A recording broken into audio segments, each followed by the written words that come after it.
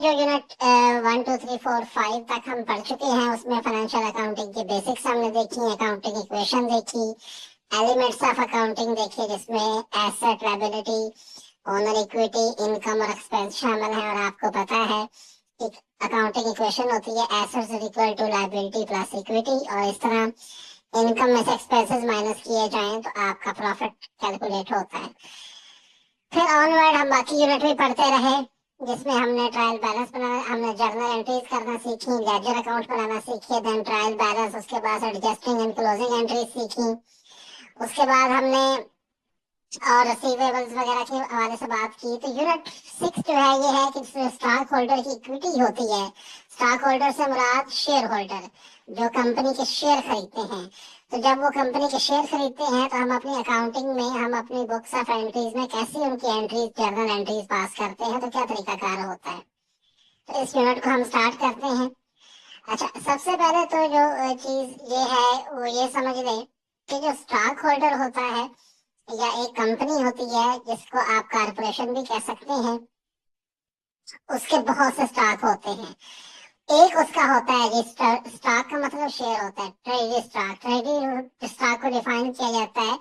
It is defined as the shares of the company which were issued in the past but later have been purchased by company itself to reduce asset as well as equity of the company.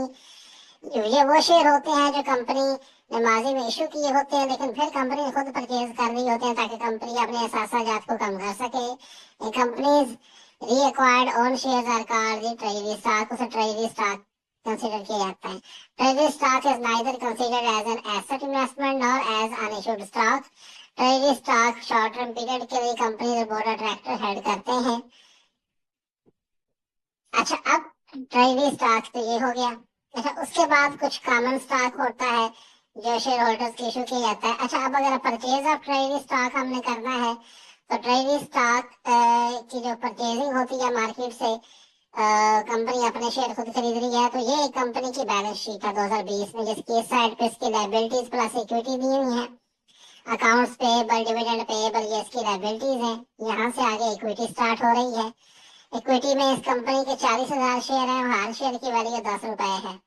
उसके बाद company के reserve दिए हुए हैं। Reserve से मुराद, revenue reserve से मुराद मुनाफे का वो हिस्सा होता है जो कंपनी ने अपने पास रखा होता है ताकि कोई अनफॉरसीन सर्कमस्टांसेस आ जाए तो हम इसको इस्तेमाल करें। देन होता है प्रीमियम ऑन कॉमन स्टॉक। इसका मतलब होता है ये वो इजाफी पैसे होते हैं जो 10 रुपए का एक शेयर था इस कंपनी का, इससे ज्यादा किसी ने जो पे किए हो वो प्रीमियम में काउंट होता है।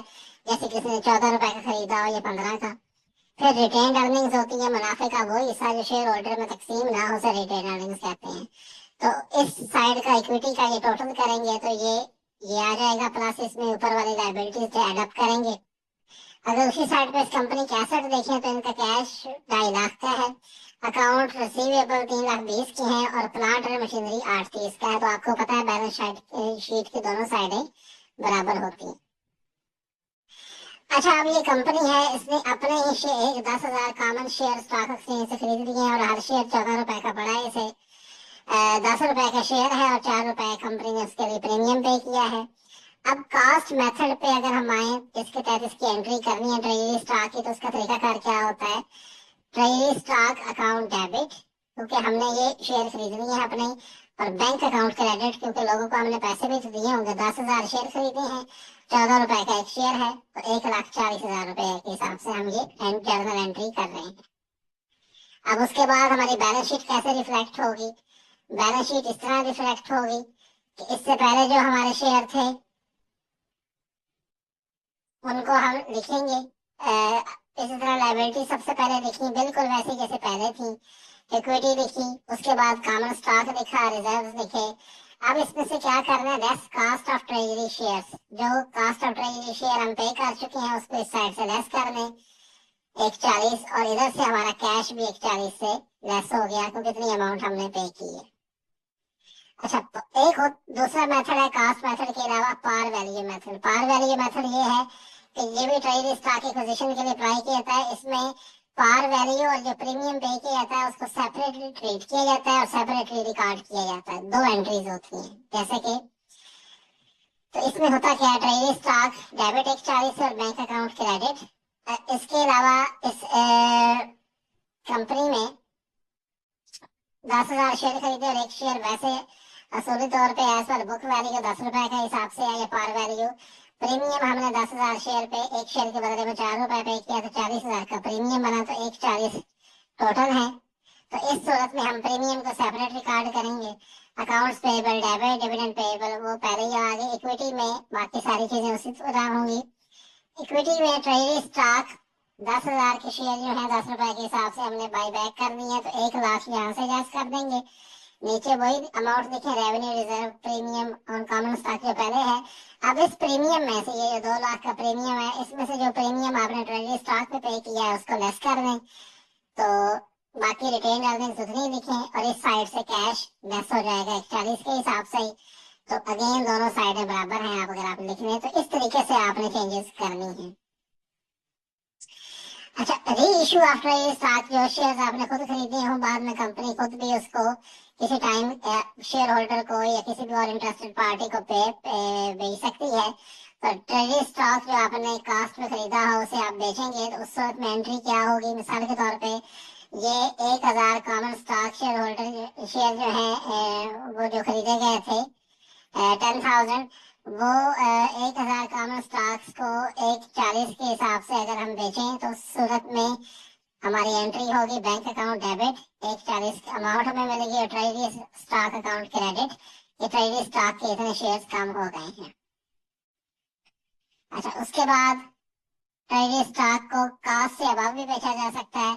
हो सकता है कंपनी की परफॉर्मेंस बेहतर हो गई हो, स्टॉक मार्केट में लोगों को एक्सपेक्टेशन ज्यादा हो मुनाफे की, तो कंपनी अपना और ज्यादा स्टॉक और महंगे दामों बेच सकती है। तो उस सूरत में मिसाल के तौर पे ये शेयर है कॉमन स्टॉक के 140 के हिसाब से, अगर ये 160 के हिसाब से खरीदे गए और 160 के हिसाब से बेच दें, तो इस सूरत में 20,000 का प्रीमियम है। बैंक अकाउंट डेबिट कर देंगे 160 से, ट्रेजरी स्टॉक अकाउंट क्रेडिट करेंगे 140 से, क्योंकि 140 के ही हमने खरीदे थे। अलबत्ता जो 20,000 इस पे मुनाफा हुआ है गेन और सेल ऑफ ट्रेजरी स्टॉक, उसको भी क्रेडिट कर देंगे साथ। तो इस तरह फिर अपनी बैलेंस शीट को हम रिवाइज कर देंगे। Accounts payable, dividend payable, common stock उसी तरह आ जाएगा। प्रीमियम ऑन कॉमन स्टॉक है, रिजर्व्स हैं और रिटेन्ड अर्निंग्स हैं, ये उसी तरह शो हो जाएंगे। और उस साइड पे फिर कैश जो हमारा रिसीव हुआ उसको हम ऐड अप कर देंगे। अच्छा, ये बिलो वैल्यू पे भी selling stage stock below cost पे भी सेल हो सकते हैं। जब बिलो कास्ट पे सेल होंगे तो उस सूरत में बैंक अकाउंट डेबिट करें। मसलन अगर ये 140 के खरीदे और अभी 115 के बेच रहे हैं तो 25,000 का लॉस हुआ है, तो ये होगा loss on disposal of treasury stock. ये लफ्ज लॉस है, लेस नहीं है। और इस तरह ट्रेजरी स्टॉक को हम साथ क्रेडिट कर देंगे 140 के हिसाब से, और बैलेंस शीट इसके मुताबिक ही हम अपडेट कर देंगे। क्योंकि इस साइड पे जो कैश है वो भी हम देख लेंगे जितना हमारे पास आ रहा है, और दूसरी साइड पे अगर हम देखें तो जो प्रीमियम है और हमारे रिटेन अर्निंग्स है उसको उसी के मुताबिक हम एडजस्ट कर देंगे। अच्छा, रिटायरिंग स्टॉक भी होता है। रिटायरिंग से मुराद के वो कैपिटल का वो हिस्सा जिसको कंपनी खत्म कर रही हो, रिटायर कर रही हो, तो उस सूरत में क्या करते हैं, कैपिटल स्टॉक अकाउंट डेबिट करते हैं। Premium on issue of capital stock, अगर 40,000 का प्रीमियम है वो डेबिट करते हैं और ट्रेजरी स्टॉक को क्रेडिट कर देते हैं। तो आपसे पेपर में जर्नल एंट्रीज इसकी पूछी जा सकती हैं। अच्छा, अब इक्विटी की रिपोर्टिंग कैसे की जाती है? जब शेयर होल्डर इक्विटी होती है तो how do we report it in the financial statements? जो ओनर इक्विटी जो कंपनी की होती है, स्टॉक होल्डर इक्विटी कहते हैं, शेयर होल्डर इक्विटी कहते हैं, या इन्वेस्टमेंट और कैपिटल इन्वेस्टर होते हैं, कई भी नाम इसके होते हैं। तो उसे मुख्तलिफ तरीके से शो किया जा सकता है। उसको शो करने के लिए एक स्टेटमेंट बनाई जाती है, उसे कहते हैं statement of retained earnings. Statement of retained earnings जैसे बैलेंस शीट होती है उसका नाम स्टेटमेंट ऑफ फाइनेंशियल पोजीशन है। इस तरह प्रॉफिट एंड लॉस अकाउंट है जिसे इनकम स्टेटमेंट भी कहते हैं। तीसरी कैश फ्लो स्टेटमेंट है और चौथी है statement of retained earnings. Statement of retained earnings में क्या होता है? The retained earnings are integral part of the owner equity. Owner equity का इंटेग्रल पार्ट होते हैं कॉर्पोरेट एंटरप्राइज में। नेट इनकम या नेट लॉस जब हम डिटरमिन कर रहे हैं प्रॉफिट एंड लॉस अकाउंट या इनकम स्टेटमेंट के जरिए, तो उसके बाद उसे स्टेटमेंट ऑफ रिटेन्ड अर्निंग्स में ट्रांसफर किया जाता है। यानी जो भी नेट प्रॉफिट या नेट लॉस होगा उसको वहां से फिर वो फिगर लेके स्टेटमेंट ऑफ रिटेन अर्निंग्स में रिपोर्ट की जाती है। ये अमाउंट फिर जो है वो ऐड अप की जाती है बैलेंस, जो रिटेन अर्निंग्स का ओपनिंग बैलेंस है, और फिर क्लोजिंग बैलेंस ला के इसको एडजस्ट किया जाता है। अभी हम इसका सैंपल भी देखेंगे। मसलन statement of retain earnings as at की डेट है, उसका ओपनिंग बैलेंस ये है 2/12 का। उसमें लेस किया prior year loss on valuation of inventories damaged, उसको लेस कर दिया। नेट बैलेंस ये है। करंट ईयर की जो इनकम है एज पर इनकम स्टेटमेंट 5/28 की, वो इसमें ऐड अप की। ये बन गई टोटल रिटेन अर्निंग्स या टोटल अर्निंग्स अवेलेबल। उसमें से कुछ अमाउंट रिजर्व्स के लिए सेट असाइड कर दिया और कुछ डिविडेंड के लिए। इसका कुछ हिस्सा डिविडेंड पे कर दिया जाएगा और कुछ हिस्सा रिजर्व के तौर पे रखा जाएगा। और ये दोनों अमाउंट 360 की लेस की तो हमारी रिटेन अर्निंग्स का क्लोजिंग बैलेंस आ गया 370। इस तरह करके हम इसको रिपोर्ट कर लेंगे। तो statement of stock holder equity, ये एक पूरी स्टेटमेंट होती है जिसके अंदर ये सारी चीजें दी जाती हैं। Statement of stock holder equity या statement of share holder equity, ये एक बड़ी स्टेटमेंट होती है जिसका हिस्सा बनती है जो रिटेन अर्निंग्स होती हैं। तो हम इन सारे आइटम्स को लिख लेते हैं। नंबर ऑफ कॉमन स्टॉक्स हमारे कितने हैं, अमाउंट ऑफ कॉमन स्टॉक कितनी है, प्रीमियम कितना है, रेवेन्यू कितनी, रिजर्व्स है, रिटेन अर्निंग्स कितनी है। अब हम सबका इनका ओपनिंग बैलेंस लिख लेंगे कि साल जब शुरू हुआ 1 जुलाई 2020 को इनका ओपनिंग बैलेंस क्या था, वो पिछले साल का क्लोजिंग बैलेंस से में नजर आ जाएगा। अब इसमें से लेस हमने करना है acquisition of treasury stock and retirement. कोई अगर ट्रेजरी स्टॉक एक्वायर किया हो या कोई स्टॉक रिटायर किया हो तो उसे कॉमन स्टॉक में से 10,000 को माइनस कर देंगे। 1 लाख उसकी वैल्यू है और उन पर जो प्रीमियम पे किया वो 40,000 है। तो 1,40 की जो टोटल बैलेंस है उसमें से लेस कर देंगे। फिर less adjustment of retain earnings of last year, पिछले साल की जो रिटेन अर्निंग्स है उसमें 10,000 का ज्यादा मुनाफा शामिल हो गया था तो उसको माइनस किया। टोटल बैलेंस में भी 10,000 माइनस आ गया। फिर इस साल की जो ऐड करनी है इनकम, जो इस साल इनकम आई है उसे ऐड अप करना है। तो रिटेन अर्निंग्स में वो इनकम ऐड हो जाएगी जैसे हमने पिछली एग्जांपल में देखा। तो 5/28 की वो ऐड हो जाएगी। उसके बाद amount allocated to revenue reserve, revenue reserve के लिए हमने 2 लाख एलोकेट कर दिया है। तो इस 2 लाख को रिटेन अर्निंग्स में से माइनस कर दिया जाएगा। उसके बाद प्रपोज डिविडेंड है 160 के, तो जो डिविडेंड प्रपोज किए गए हैं उसे भी रिटेन अर्निंग्स, रिटेन अर्निंग्स का मतलब मुनाफे का वो हिस्सा जो हम कारोबार में रख लेते हैं, तो इसको भी माइनस कर दिया जाएगा। ओवरऑल पे टोटल ये सारी अमाउंट माइनस करने के बाद हमारे पास ये बैलेंस बचा 1,000,000 का एंड 30,000 का, और नीचे सबका हमने टोटल कर दिया। तो ये जो statement of stock holder equity है, ये स्टेटमेंट फाइनेंशियल स्टेटमेंट का हिस्सा होती है। ये चौथी फाइनेंशियल स्टेटमेंट ये होती है। Balance sheet, income statement, cash flow statement के अलावा ये चौथी स्टेटमेंट होती है जो कंपनीज अपने रिकॉर्ड में शो करती हैं और शेयर होल्डर्स के लिए इशू की जाती है। अब स्टॉक ऑप्शंस को इसमें किस तरह रिपोर्ट करना होता है। बाद दफा स्टॉक ऑप्शंस आ सकते हैं। आप कंपनी कैश डिविडेंड देने के बजाय शेयर अनाउंस कर देती है कि ये शेयर हम इनको दे रहे हैं। तो मिसाल के तौर पे मार्केट प्राइस एक शेयर की जो है वो 50 रुपए पर स्टॉक है। या और हम जो शेयर है वो एम्प्लॉय को दे सकते हैं बजाय डिविडेंड देने के, या और अदर बेनिफिट के तौर पर दे सकते हैं। तो हो सकता है कंपनी की शेयर की प्राइस 70 रुपए तक बढ़ जाए, तो हम जो अपने एम्प्लॉय है उसे 50 रुपए के हिसाब से दे सकते हैं। तो इस तरह करके आप अपने जिसे कहते हैं कि एम्प्लॉयज को सेटिस्फाई कर सकते हैं। अब इस सूरत में एंट्री क्या होगी, स्टाफ सैलरीज एक्सपेंस अकाउंट होगा। तो ये सैलरी का हिस्सा एक्सपेंस अकाउंट डेबिट हो जाएगा 2 लाख से, क्योंकि 2 लाख के शेयर दिए हैं। And stock option obligation account 2 lakh से, ये एक अकाउंट बनेगा इसमें 2 लाख के शेयर हमने एम्प्लॉयज के नाम ट्रांसफर करने। डिफरेंट एम्प्लॉयज को डिफरेंट क्वांटिटी ऑफ शेयर मिलेंगे और एम्प्लॉयज को जो हम ये शेयर दे रहे हैं ये बिल्कुल फ्री भी नहीं दे रहे हैं, हम उससे बदले में कुछ ना कुछ अमाउंट दे रहे हैं। तो बैंक अकाउंट डेबिट कर देंगे जितनी अमाउंट उनसे लेंगे। Stock option obligation account 2 lakh से भी वो भी डेबिट कर देंगे। फिर कैपिटल स्टॉक अकाउंट 1 लाख से क्रेडिट करेंगे। कैपिटल स्टॉक हमारा जो है वो 1 लाख से बढ़ रहा है, and premium on capital stock account वो 6 लाख रुपए का हम प्रीमियम हासिल कर रहे हैं।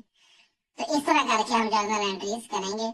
ये एक डेमोन्स्ट्रेटिव प्रॉब्लम यहाँ पे दिया हुआ है, अगर आप इसको देखें तो इसमें स्टॉक होल्डर की इक्विटी दी हुई है, कॉमन शेयर्स दिए हुए हैं, प्रीमियम है दिया हुआ है, रिटेन अर्निंग्स दी हुई है, टोटल इक्विटी है। उसके बाद 3 ट्रांजैक्शंस हुई हैं, तो उस ट्रांजैक्शंस को आपने इसके साथ एडजस्ट करना और देखना है कि इन ट्रांजैक्शन को कैसे करना है। अच्छा, एक तो जब पेपर में रिक्वायरमेंट आ जाए record the above transaction in the books of account, तो उस सूरत में क्या करना है, इनकी जर्नल एंट्रीज करनी है, डेबिट क्रेडिट की एंट्रीज करनी है। और दूसरा है, दूसरी रिक्वायरमेंट ये present the stock holder equity section of the balance sheet, in stock holder या शेयर होल्डर की स्टेटमेंट ऑफ इक्विटी आपने बनानी है। तो अगर सोल्यूशन की तरफ चलें, ये पहली ट्रांजैक्शन है, ये 15 जुलाई की ट्रांजैक्शन है। मैनेजमेंट ने कहा है कि 15,000 कॉमन स्टॉक हम मार्केट से परचेज करेंगे और 25 रुपए हर एक की कीमत है। वैसे नॉर्मल हमारे शेयर की जो कीमत है पार वैल्यू वो 10 रुपए है, जो ऑथराइज वैल्यू है। तो 15,000 शेयर जो है वो कंपनी सब करेगी, तो ट्रेजरी स्टॉक अकाउंट डेबिट कर देंगे 15,000 इंटू 25 और बैंक अकाउंट क्रेडिट कर देंगे इस अमाउंट से, क्योंकि इतनी अमाउंट हमने पे की है। उसके बाद जिस 25 जुलाई की जो ट्रांजैक्शन है वो है, बोर्ड ऑफ डायरेक्टर ने कहा है कि हम 3 रुपए पर कॉमन स्टॉक डिविडेंड पे करेंगे। तो उस सूरत में हम अपना कॉमन स्टॉक देखेंगे वो कितना है। कॉमन स्टॉक हमारा है 50,000, तो 50,000 का कॉमन स्टॉक है। और 50,000 में से अलबत्ता हम ये कर देंगे कि वो अमाउंट हम माइनस कर सकते हैं जो शेयर्स हम ऑलरेडी बीच में से बाय बैक कर चुके हैं।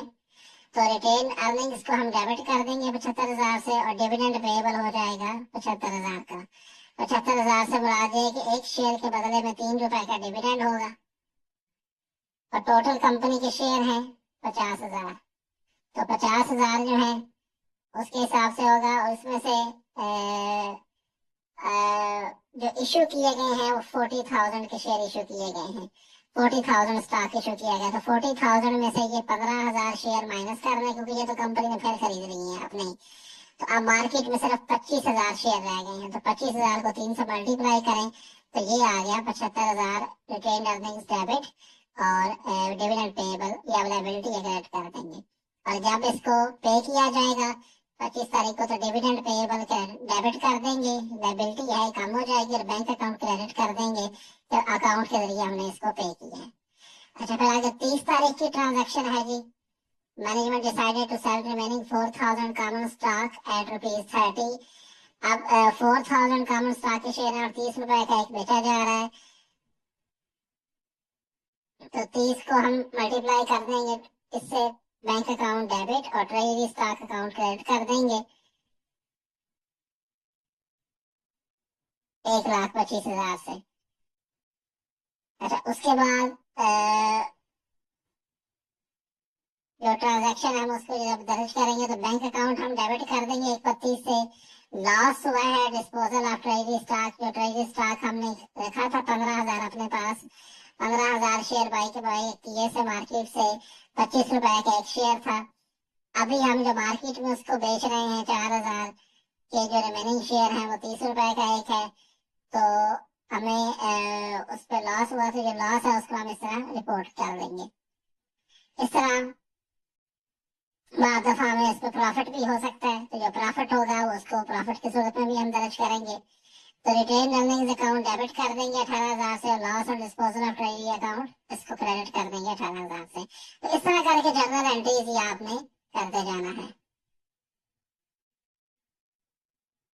अच्छा, एक ट्रांजैक्शन जो यहाँ पे ये सी ट्रांजैक्शन है, इसको जरा समझ लें।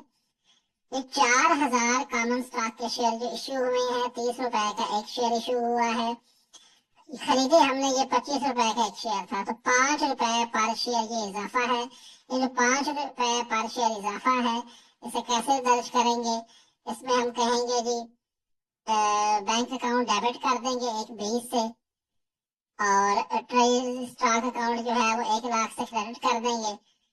क्योंकि ये 4,000 शेयर जो है 25 रुपए के हिसाब से थे। और gain on disposal of treasury stock जो है वो 20,000 का है, क्योंकि 4,000 शेयर है और एक शेयर पे हमें 5,000 मुनाफा हुआ है। अच्छा, उसके बाद gain on sale of disposal treasury stock वो 20,000 उसे डेबिट कर देंगे, और ये सारी अमाउंट रिटेन अर्निंग्स को क्रेडिट कर देंगे 20,000। तो रिटेन अर्निंग्स को इसके मुताबिक हम अपडेट कर देंगे। तो इस तरह करके जर्नल एंट्रीज आपने करनी है, डेट देख के फिर आगे इस तरह जर्नल एंट्रीज परफॉर्म करनी है। और फिर स्टॉक होल्डर इक्विटी स्टेटमेंट जो है उसके जो ओपनिंग बैलेंसेस लिखे हुए थे उसको इस तरह लिख के, ये ओपनिंग बैलेंस है, उसको उस तरह लिखना है रिटेन अर्निंग्स का। उसमें फिर जितना डिविडेंड डिक्लेयर किया 75,000 का उसको माइनस कर दें। Loss on disposal of treasury stock हुआ है 18,000 का, और gain on disposal of treasury stock हुआ है 20,000 का, तो उसको एड अप कर दें। ये एड अप और लेस किया तो टोटल 73,000 के अमाउंट लेस करेंगे तो 425 इसका क्लोजिंग बैलेंस बनेगा। तो 425 का जो क्लोजिंग बैलेंस है 427 का, वो इधर रिटेन अर्निंग्स पे लिख देंगे। प्रीमियम ऑन कॉमन स्टॉक जो है वो 4 लाख है, और ये अमाउंट भी ऊपर 4 लाख है, तो एड अप किया ये आ गया टोटल स्टॉक होल्डर इक्विटी। तो इस तरह करके इस पेपर में से, इस में से सवाल आपके पेपर में आ सकता है। इसको एक दफा फिर अपनी प्रैक्टिस कर लीजिएगा, और भी प्रैक्टिस क्वेश्चन इधर एक्सरसाइज में दिए हुए हैं, तो ये आपके लिए कोई ज्यादा मुश्किल नहीं होगा। बस आपने जरा एंट्री समझनी है कि जब शेयर आप कर इशू कर रहे हैं, शेयर आप जारी कर रहे हैं, तो उसमें कौन सी इंपॉर्टेंट चीजें हैं जिन्हें हमने देखना है और किस तरीके से उनके साथ इम्पैक्ट आएगा। तो ये यूनिट नंबर हमारा था 6, जिसमें हमने ये इम्पोर्टेंट कॉन्सेप्ट्स देखे। और अब हम इसी के साथ ही नेक्स्ट यूनिट की तरफ बढ़ेंगे। अच्छा, आप अपने पास जो रजिस्टर वगैरह होता है उसमें इन सारे कॉन्सेप्ट्स को नोट करते रहा करें, क्योंकि आप साथ साथ इसको नोट करेंगे तो फिर स्टूडेंट्स के लिए बड़ी आसानी होती है नेक्स्ट तक यूनिट तक को अंडरस्टैंड करने में।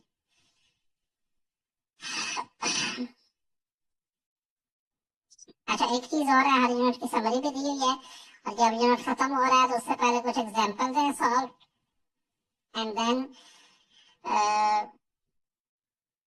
आपको मुश्किल अल्फाज के माने भी बताए जाएंगे जब न्यूमेरिकल्स वगैरह एंड होते हैं। ग्लॉसरी हर एक के आपके चैप्टर में दी हुई है।